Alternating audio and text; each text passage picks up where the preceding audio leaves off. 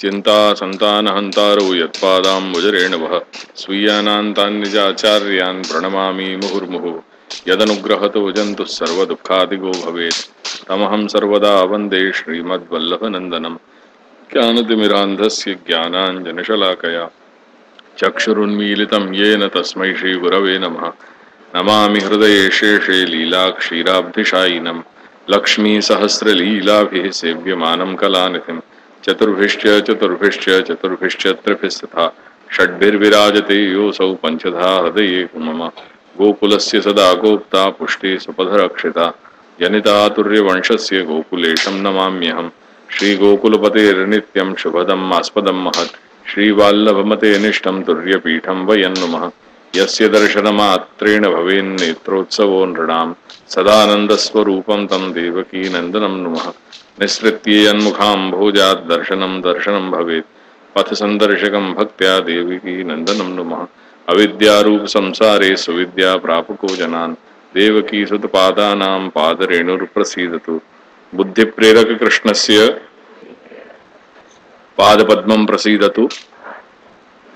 ध्यानासमर्थ जीवानाम् अस्माकं सर्वदा स्वतः।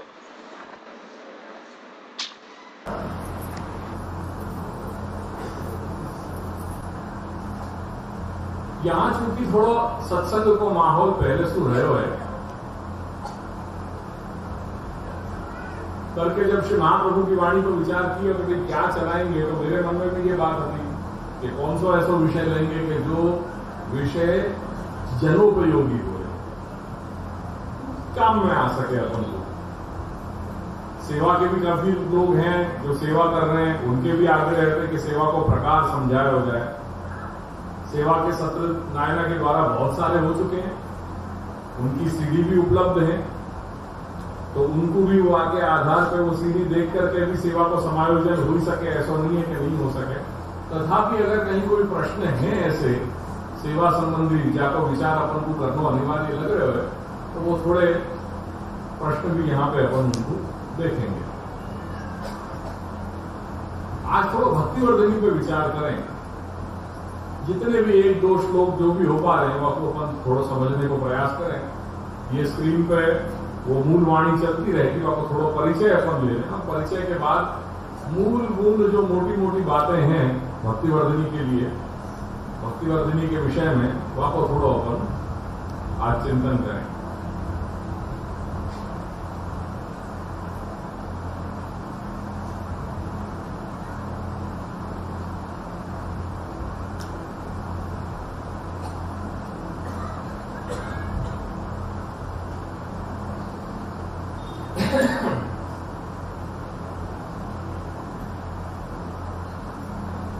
वैष्णव की वार्ता के भाव प्रकाश के अनुसार भक्तिवर्धनी ग्रंथ श्री महाप्रभु ने सांचोरा पुरुषोत्तम जोशी के लिए लिखे।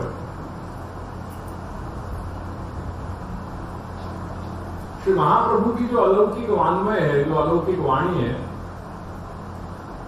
वह को 5 प्रकार से विभाजन किए गए हैं।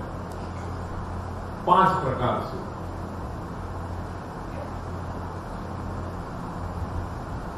निबंध,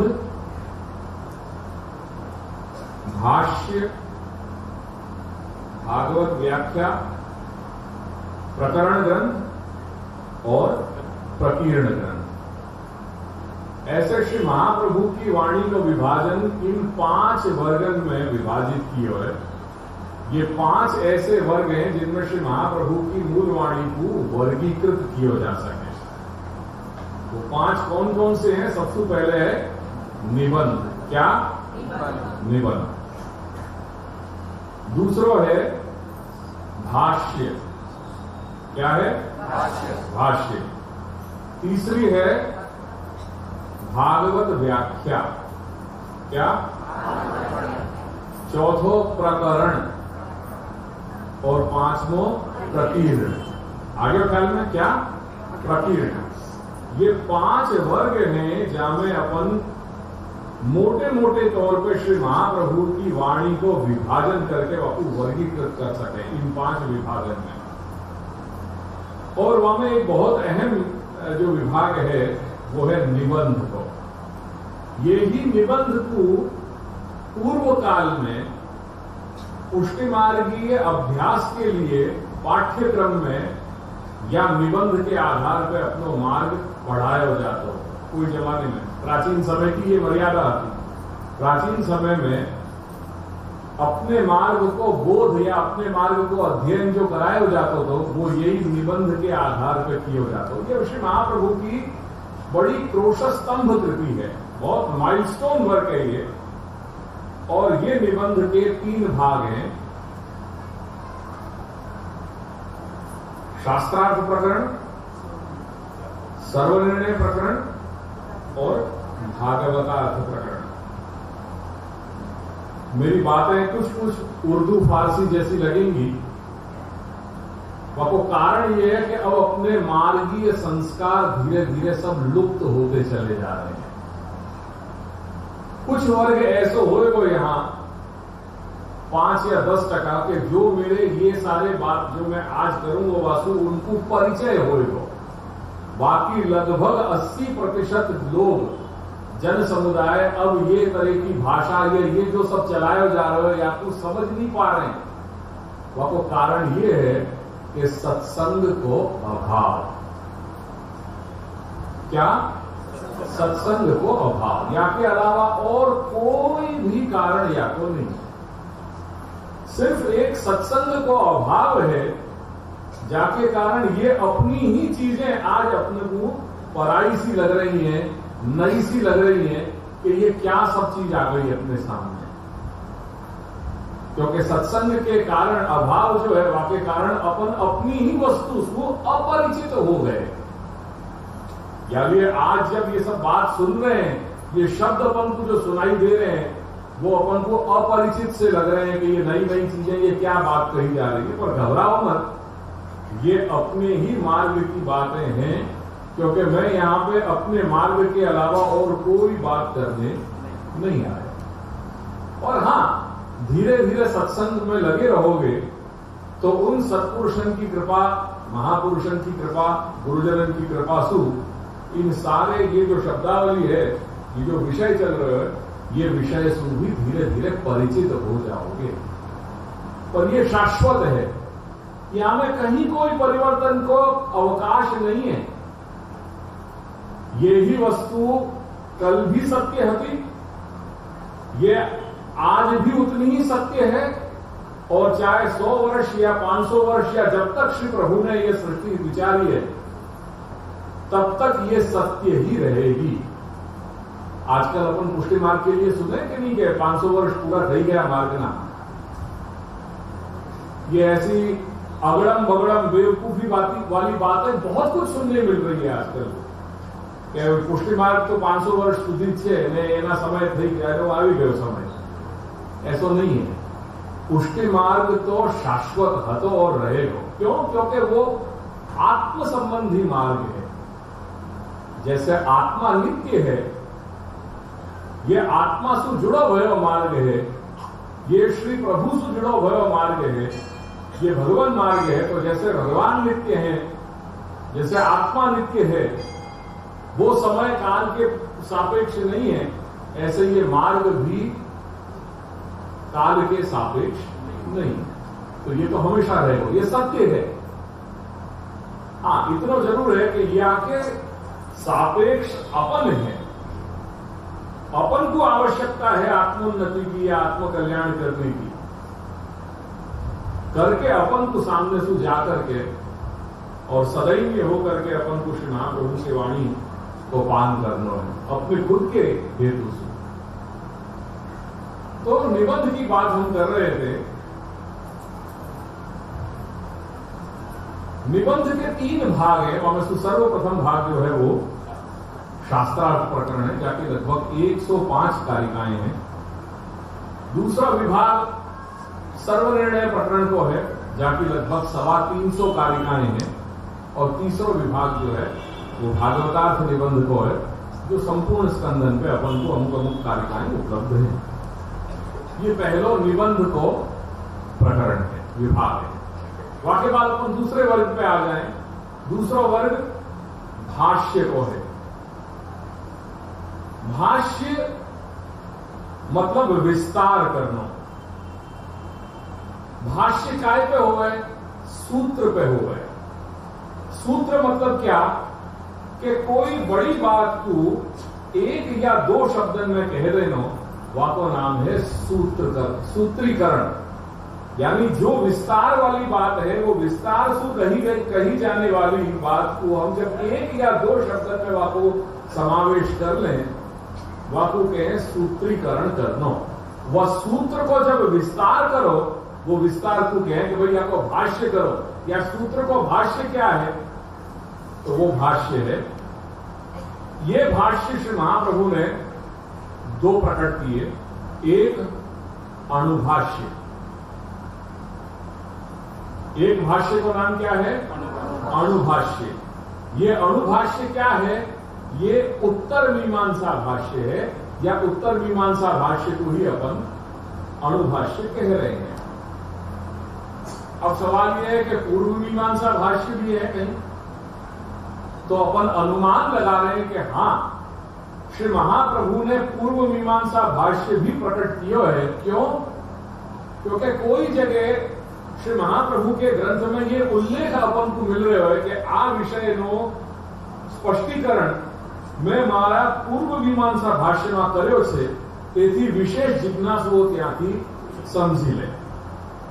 આવો કંઈક સંકેત એક વાક્ય કોઈ ગ્રંથમાં શ્રી મહાપ્રભુએ ટંકિત કર્યો છે, એના આધારે આપણે અનુમાન લગાડીએ છીએ કે શ્રી મહાપ્રભુએ પૂર્વ મીમાંસા ભાષ્યની રચના પણ કરી હશે, પણ દુર્ભાગ્યથી આજે આપણી પાસે એ ઉપલબ્ધ નથી। એટલે જેમ બે આંખો હોય, એમાંથી એક આંખને આપણે બંધ કરી દઈએ તો કેવી દૃષ્ટિ થાય આપણને? આજે વેદ શાસ્ત્ર માટે આપણી પાસે એક જ આંખ છે, અને એ છે અણુભાષ્ય। એટલે એક આંખથી, એક દૃષ્ટિથી જે કંઈ પણ આપણે જોઈ શકીએ તે આપણને શ્રી મહાપ્રભુએ અણુભાષ્યથી આપણને બતાવી દીધું। પણ આજે આપણી પાસે જે उत्तर मीमांसा भाष्य છે, પણ પૂર્વ મીમાંસા ભાષ્ય આજે આપણી પાસે ઉપલબ્ધ નથી। એવું કહેવાય છે કે કોઈ જગ્યાએ પૃથ્વી પરિક્રમા કરતા એ આખો ગ્રંથ કોઈ જગ્યાએ રહી ગયો, તે રહી ગયો, હવે આપણી પાસે પ્રિન્ટમાં નથી। બીજું જે ભાષ્ય છે તે છે ગાયત્રી મંત્ર ઉપર गायत्री भाष्य। गायत्री के साथ जब गायत्री को प्रसंग आया हो तो वापस भी मैं जरा थोड़ा दो शब्द जो व्यवहारिक बात है वो मैं बता देना चाह रहे हूं। आजकल लोग गाड़ी के पीछे या जहां चाहे वो गायत्री मंत्र को प्रयोग करने लग गए हैं, लिखने लग गए हैं। कम से कम इतना ये रखो कि अपन वैष्णव, खास करके जो अपने श्री गोकुलेश के घर के अपन चरण शरण अनुराग की सेवक वैष्णव है, उनको ये चीज नहीं करनी चाहिए, क्योंकि गायत्री मंत्र वो वेद को बीज है, और करके बाकी कुछ मर्यादाएं हैं कि वो गायत्री मंत्र को उच्चारण या मंत्र को जब कौन कर सके, कौन नहीं कर सके। अगर कुछ लोगों को ख्याल हो तो ये प्रश्न गुरु जी के दाहोद के वचनामृत में, जहाँ की वो गई थी कृष्णमारी झंकना जहाँ में बनी थी, वो देसाईवाड़ में जो वचनामृत भय थे, वहां ये प्रश्न पूछा गया हो कि आजकल जो कैसेट में जो मंत्र चल रहे हैं, श्री कृष्णा शरणम मम, श्री कृष्णा डाल डाल बोले, ये बोले वो बोले, तो क्या ये सब चीज अपन को जहां मन भावे वो चीज करनी चाहिए? गुरु जी ने स्पष्ट मना करी थी कि वो चीज अपन को नहीं करनी चाहिए, क्योंकि वो मंत्र है और मंत्र की कुछ मर्यादाएं हैं। अगर मंत्र की मर्यादाएं अपन नहीं निभाएंगे तो मंत्र जो ऊर्जा देना चाहिए या जो शक्तिपात जो मंत्र के उच्चारण से या जप करने से होना चाहिए, वो चीज या प्रकार से नहीं हो पाएगा। तो वो चीज को भी अपन को विशेष ख्याल करना चाहिए। ऐसे ही गायत्री को भी है। तो गायत्री ये वेद को बीज है, करके ये भी जहां मन भावे आपको प्रयोग नहीं करना चाहिए। तो ये गायत्री भाष्य। तीसरा जो वर्ग है वो तीसरा वर्ग है भागवत व्याख्या। श्री महाप्रभु ने दो व्याख्याएं प्रकट करी है श्री भागवत पे, एक श्री सुबोधनी जी जो अपन सभी लोग जान रहे हैं, और एक भागवत के ऊपर सूक्ष्म टीका भी श्री महाप्रभु ने लिखी है। पुनः ये सूक्ष्म टीका की भी वो पूर्व मीमांसा भाष्य की तरह की ही कुछ कहानी है कि आज अपने पास प्रिंट में एक कागज, एक पेज, एक पन्ना या को एक पृष्ठ अपन को उपलब्ध है, या के अलावा वो पूरी भागवत की व्याख्या संपूर्ण उपलब्ध नहीं है। वही कहानी है कि कोई जगह श्री महाप्रभु पृथ्वी परिक्रमा के समय पधार रहे होंगे, कहीं वो ग्रंथ छूट गया, वो रह गया, उसको रह गया। तो ये भी बहुत बड़ा दुर्भाग्य आज अपने पास श्रीमद् भागवत की संपूर्ण जो सूक्ष्म टीका है वो उपलब्ध नहीं। जो सुबोधनी है वो 1, 2, 3 और 10 संपूर्ण, वहां पे भी जो है संपूर्ण उपलब्ध नहीं। ये भागवत व्याख्या। चौथा जो वर्ग है वो चौथा वर्ग है प्रकरण ग्रंथ। जाकि तुमने आज शायद जो जाको कुछ रूपरेखा चलाई ना, प्रकरण ग्रंथ એટલે षोडश ग्रंथ। આજે 16 ગ્રંથો છે એ षोडश ગ્રંથનું प्राचीन नाम प्रकरण ग्रंथ। इनको प्राचीन समय में प्रकरण ग्रंथ ही कहे जाते, षोडश ग्रंथ के नाम से इनकी प्रसिद्धि नहीं होती। षोडश ग्रंथ तो आज अपन समझ रहे हैं, बाकी प्राचीन समय में इनको नाम प्रकरण ग्रंथ ही है। तो प्रकरण मतलब एक विषय, प्रकरण मतलब जा ग्रंथ में एक विषय को समझाया जाए वाकु के प्रकरण। जैसे बालबोध, यमुनाष्टक से शुरू करें। यमुनाष्टक में क्या है? श्री यमुना जी की स्तुति। बालबोध में क्या है? सर्वशास्त्र को संग्रह। सिद्धांत मुक्तावली में क्या है? श्री महाप्रभु ने अपने सिद्धांतन की चर्चा वहां करी है। पुष्टि प्रवाह मर्यादा में क्या है? पुष्टि मार्ग क्या है? प्रवाह मार्ग क्या है? मर्यादा मार्ग क्या है? या को विवेचन किया है। दुर्भाग्य सु आज पुष्टि प्रवाह मर्यादा ग्रंथ भी आधो है। जो बाकी के भाग हैं वो 2 मार्गन को अपन के पास कोई वाको उल्लेख नहीं है। भक्तिवर्धिनी में भक्ति को कैसे दृढ़ किया जाए वाक्य सब उपायन की, मार्गन की चर्चा करी हुई है। जलभेद पंचपद्यादि में श्रोता वक्ता के लक्षणन को विचार किया गया है। निरोध लक्षण में निरोध के स्वरूप को विचार किया गया है। संन्यास निर्णय में संन्यास के स्वरूप को विचार किया गया है।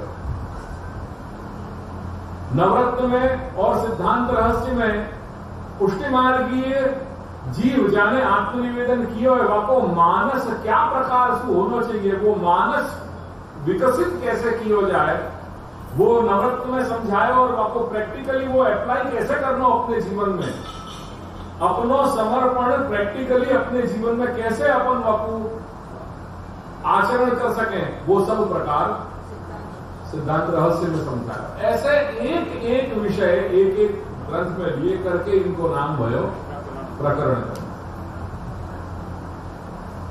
छेल्लो जो 5वां वर्ग है वो है प्रकीर्ण। प्रकीर्ण मतलब मिसलेनियस, छोटा छवाएगा। जो कुछ ऐसे ग्रंथ हैं कि जो इन चारों वर्गन में जिनको वर्गीकृत नहीं, जो वर्गीकरण नहीं किया जा सके हो, उनको ये प्रकीर्ण यानी मिसलेनियस ये प्रकरण विभाग में इनको रख दिए। उनके 2 पेटा विभाग। कुछ ऐसे ग्रंथ हैं कि जो भक्ति अंग के हैं, कुछ ऐसे हैं कि जो वाद अंग के हैं। वाद मतलब चर्चा विचारणा करी जाए। तो जैसे पत्रावलंबन ग्रंथ श्री महाप्रभु ने प्रकट किया, वो चर्चा विचारणा शास्त्र की गूढ़ गंभीर और गहन चर्चा हुई है, वाके नेचर को वो ग्रंथ है करके पत्रावलंबन जैसे ग्रंथ है, या श्री गोसाई बाबा के विद्वान मंडन जैसे जो ग्रंथ हैं, ये सब ग्रंथ जो है वो वादात्मक शैली के हैं, जहां शास्त्र की गूढ़ गंभीर गहन चर्चा हुई है करके उन ग्रंथों को अपन ने वाद अंग के अंदर उनको वर्गीकृत कर लिया। कुछ ऐसे ग्रंथ हैं कि जो भक्ति के अंग हैं, उनको नेचर, वो भक्त्यात्मक नेचर के अंग हैं, वो ग्रंथ हैं, उनको पुनः आगे चल करके 3 पेटा विभाग वाक्य बना दिए। कुछ ऐसे हैं कि जो स्वरूप के वर्णन के लिए, रूप वर्णनार्थ, स्वरूप वर्णनार्थ, दूसरे लीला चिंतनार्थ, जो लीला चिंतन के लिए कुछ ग्रंथ है, और तीसरो नाम पाठार्थ, जिनमें नाम पाठ के लिए कुछ स्तोत्र हैं। तो नाम पाठ के लिए जैसे पुरुषोत्तम सहस्त्रनाम आदि, वो सब जहां नाम पाठ की बातें कही गई हैं, वो ग्रंथ या कैटेगरी में आ गए। त्रिविध लीला नामावली,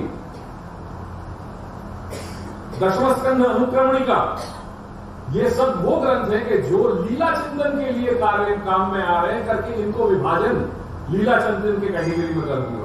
और जो सारे अष्टक हैं, वो अष्टक में जो सेव्य स्वरूप हैं, उनकी स्तुति है, उनको वर्णन है, उनके स्वरूप गुण लीला को वर्णन किए गए हैं करके, ये सारे जितने भी अष्टक हैं, जैसे यमुनाष्टक है, गिरिराज धार्याष्टक है, परिवृढ़ाष्टक है, ये सारे मधुराष्टक है, ये सारे अष्टक जो है वो स्वरूप वर्णन के विभाजन में इनको विभाजित कर दिया है। ऐसा या प्रकार से श्री महाप्रभु की अलौकिक वाणी जो है, ये 5 वर्ग में वर्गीकृत करी है।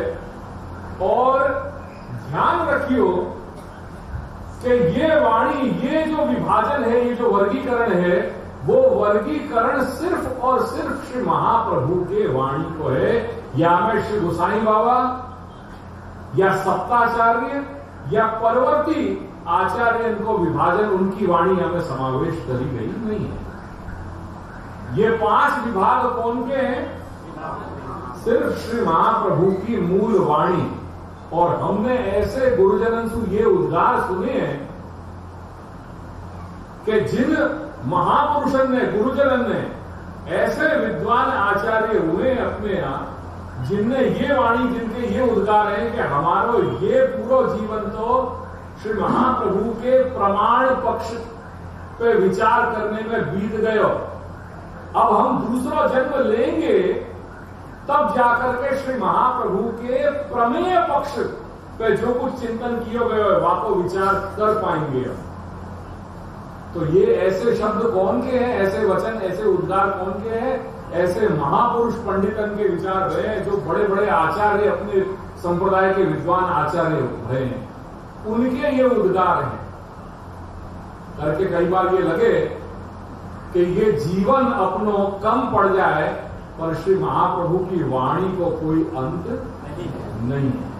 ये क्यों मैंने ये बताया? क्योंकि अपन की ये मोटी बुद्धि में ये ख्याल में आवे कि अपना मार्ग में फक्त दर्शन करवा ने लड्डू पेड़ा मठड़ी न उनो प्रसाद लेवो, ત્યાં જ આપણા માર્ગનો અંત થઈ જતો નથી। ખાલી એક પરિચય મેં એટલા માટે તમને આપ્યો કે તેથી તમને એટલું ખ્યાલ થાય, એટલું અહેસાસ થાય કે તમારી પાસે કઈ ધરોહર છે, જેનો તમારી પાસે કોઈ પણ જાતનો મૂલ્યાંકન નથી।